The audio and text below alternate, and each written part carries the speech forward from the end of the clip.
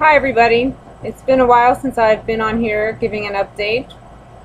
I wish I could start it out saying there's great news, but once again there isn't. So I'm going to call this video what happens after you have your fallopian tube removed and is there any progress. I thought I was going to have tremendous progress. I can only say actually 1 month has really been a test. Let me explain what happened. The first month after I got it removed, well, I had a natural attempt with no fertility assistance. That didn't work. Then the next month I had an attempt that was non-medicated with the fertility center. That didn't work, and not only did it not work because they don't check you to see what side your egg is on. I don't even know if the egg was on the right side. They just, charged me for the IUI. And it could have been on the wrong side. If it's on the wrong side, of course, now because I don't have a tube on that side, well, it doesn't work.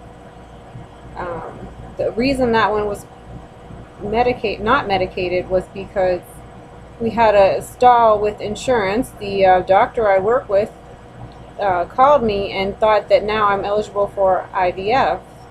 Still being single, you're not covered, but she was like, okay, I think you might be, because when you have one tube now, because of whatever circumstances, they cover you. Well, it ended up being that they didn't, and the whole time the billing pursued that, they weren't pursuing my next IUI, so I was kind of like out of luck, but they got it just in time to say, well, let's do a non-medicated. Well, that really didn't help me. But the last month I've tried, we did do it medicated. I used Clomid, I used the injections, Brevel, and I think one Menopur. I only had one mature big enough egg on the right side, which is the side that's now viable, and it did not work. So I now have 1 month of sure proof there was an egg that came out on the right side after my bad tube was removed, and it did not work.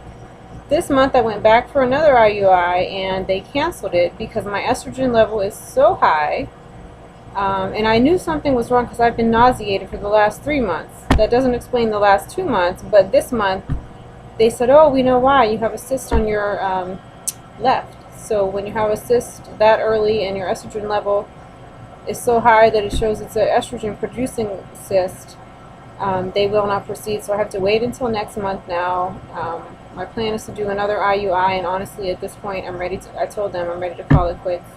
If it doesn't work again, I do have frozen embryos that I really wanted to hold on to with another clinic, but I think I'm just going to try and see if they don't work. When I started all this out, I was 39, and I'm about to be almost 41 soon, and spent a lot of money.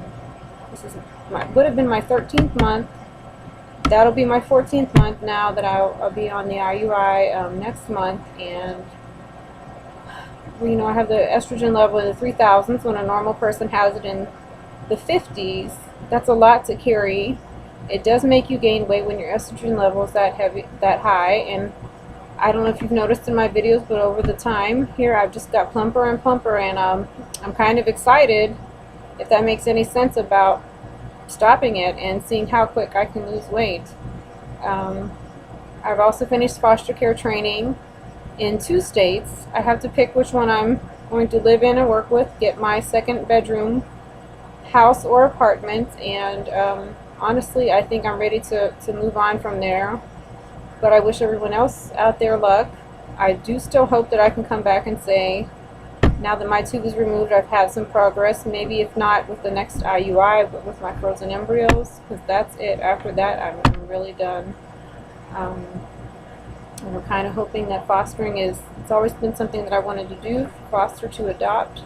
I just never thought it would be my only option. But I actually took the training 10 years ago in Ohio and never got the second bedroom. Now I'm really going to get it because I feel like I have to. And well, I think about my cat and how I never gave birth to my cat, but I look at both of my cats. I did look at both of my cats like they're my daughters. So, I think that, when you adopt, you hear people say the same thing. There's really no difference at that point, even though I have this biological need to, give birth to my own children, I'm sure, as everyone says, after you have them for a while, there's absolutely no difference, and it is as if you've given birth to them. So that's the positive thought that I'm going to end on, and I wish everybody else luck. I'm not sure if I'll make another video. If I don't, it just means it didn't happen for me. Maybe a video one day of my adoption papers. Good luck.